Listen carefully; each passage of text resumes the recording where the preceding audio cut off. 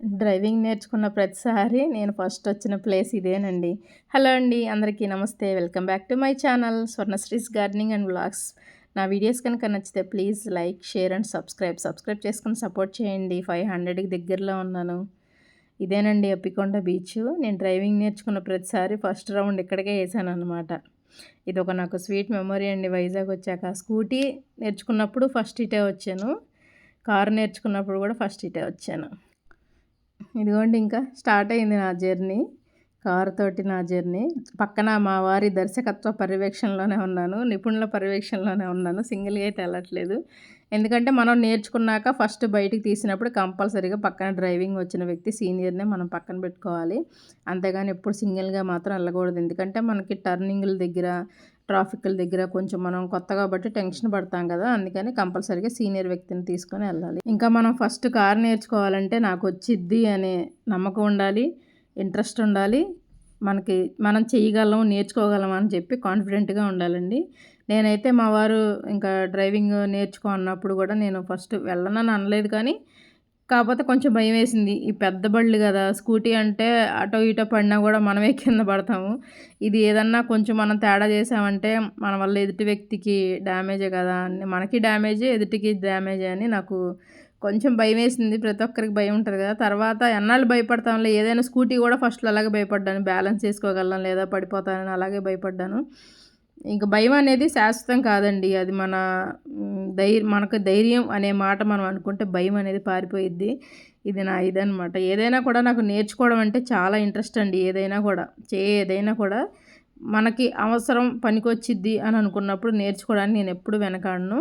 మా వారు కూడా దానికి నాకు ఎంకరేజ్మెంట్గానే ఉంటారు. ఎప్పుడు నేను ఇది నేర్చుకుంటానండి అంటే నేర్చుకొనే అంటారు, కానీ నీకెందుకు, నువ్వు ఆడదని అని ఎప్పుడు నన్ను ఆయన డిసప్పాయింట్ చేయలేదు. ఈ విషయంలో మాత్రం నేను చాలా బ్లెస్డ్ అనమాట. ఎప్పుడు నన్ను డిసప్పాయింట్ చేయలేదు.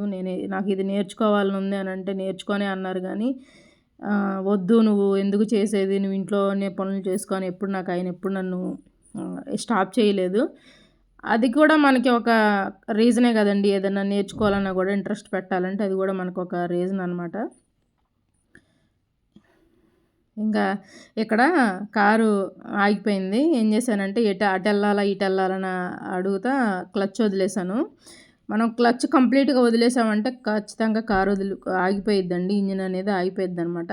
ఇక్కడ నేను అదే మిస్టేక్ చేశాను. ఇన్ని సంవత్సరాల నుంచి ఆ స్టీల్ ప్లాంట్లోనే తిరుగుతున్నాం, కానీ నాకైతే ఏ దారి లేట్ అనేది నాకు ఇప్పటికీ గుర్తుండదండి. సెక్టార్లు అని ఉంటుంది, కానీ అక్కడ నాకైతే ఎప్పుడు అసలు నాకు ఎటు వస్తామో తెలియదు. అన్నీ ఉంటాయి అన్నమాట లోపల చాలా స్కూల్స్, గుడులు, పార్కులు అన్నీ ఉంటాయి. చాలా బాగుంటుందండి, చక్కగా గ్రీనరీగా. అలా వీకెండ్లో వెళ్ళాలంటే పిల్లల్ని తీసుకొని లోపల పార్కులు అన్నీ చాలా బాగుంటాయి. బీచ్.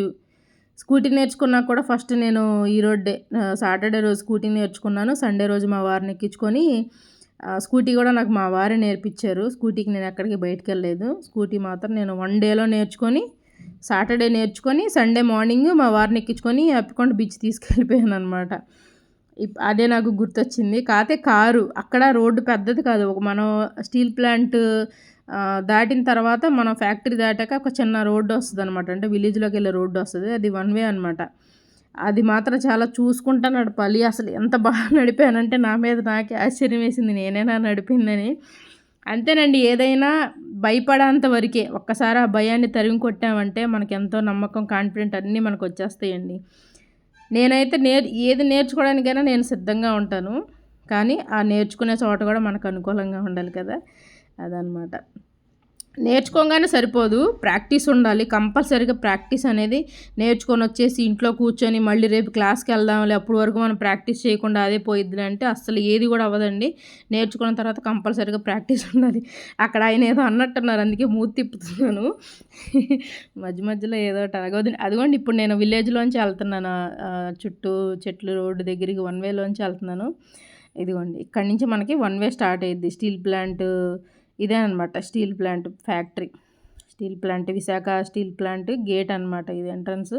మనం ఈ పక్క నుంచి రైట్కి వెళ్తే బీచ్కి వెళ్తాం అనమాట విలేజ్లోంచి. అది రికార్డ్ అయినట్లేదండి, సారీ. నేను వచ్చేటప్పుడు చూపిస్తాను మీకు అది. ఇది వెళ్ళేటప్పుడు ఒక్కొక్కసారి ఫోన్ స్టోరేజ్ వల్ల నాకు వీడియో అనేది రన్ అవ్వట్లా. చెప్పాను కదా, అలా సెకండ్స్ పడుతుంది కానీ వీడియో రన్ అవ్వట్లా.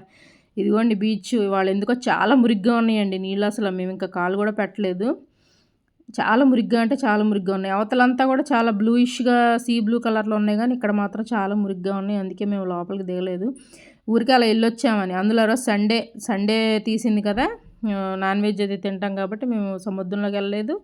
అప్పికొండ శివాలయంలోకి కూడా వెళ్ళలేదండి. పాత శివాలయం నేను ఆల్రెడీ ఒక షార్ట్లో పెట్టాను. అప్పికొండ శివాలయం మేము ఎక్కువగా వచ్చేది మాత్రం ఇక్కడికే. ఇక్కడ ఆయన పీతలను చూపిస్తున్నారు, చాలా చిన్ని పీతలు ఉన్నాయండి, చాలా అసలు పీతలు లోపలికి వెళ్తామని చూపిస్తున్నారు. ఇదిగో ఇదంతా కూడా పార్కింగ్ ఏరియా అండి, అప్పికొండ బీచ్ పార్కింగ్ ఏరియా. ఇంకా రిటర్న్ అయిపోయాను. మళ్ళీ ఎండకి ఎక్కువసేపు ఉండలేకపోయామండి, మధ్యాహ్నం పూటే వెళ్ళామన్నమాట. అదిగోండి లంచ్ చేసిన తర్వాత అలాగ మధ్యాహ్నం పూట అలా వెళ్ళొచ్చాము. అదిగోండి నా రైట్ సైడ్ కనిపించేదంతా అప్పికొండ శివాలయం గోపురం అండి. అదండి నా డ్రైవింగ్ జర్నీ. మీకు ఎలా అనిపించింది? నా వీడియో కనుక నచ్చితే please like, share and subscribe చేసుకోండి. ఇంకా రిటర్న్ అవుతున్నానండి నేను. ఇదిగోండి ఇదంతా విలేజ్ 1 వే రోడ్డు అనమాట. చూసారా రోడ్డు ఎంత చిన్నగా ఉందో. Bye bye.